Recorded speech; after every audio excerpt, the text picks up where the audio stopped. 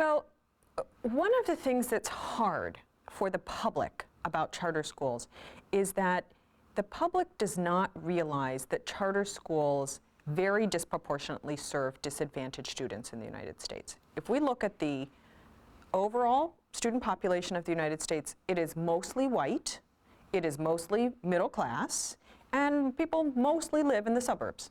If we look at the population of students who attend charter schools, it is mostly minority, in fact, mostly black. It is mostly inner city, and it is mostly poor.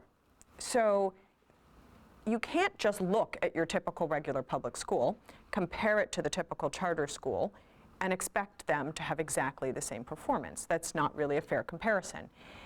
I think often people get an impression of the charter schools by hearing their local newspaper report the charter schools in this state do not perform at the same level as the average regular public school in the state.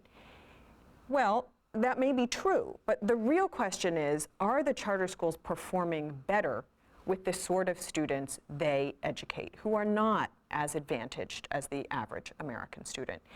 And therefore, there is a perceptions problem that Americans will look at charter schools and say, maybe they're not performing as well as my local public school in my suburban neighborhood. It must be that they aren't good schools.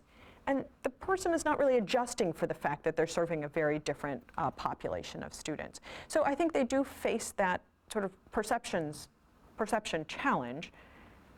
But if you know much about charter schools, you will quickly overcome that sort of naive impression that just because they aren't doing what the average regular public school does, they're not doing a good job.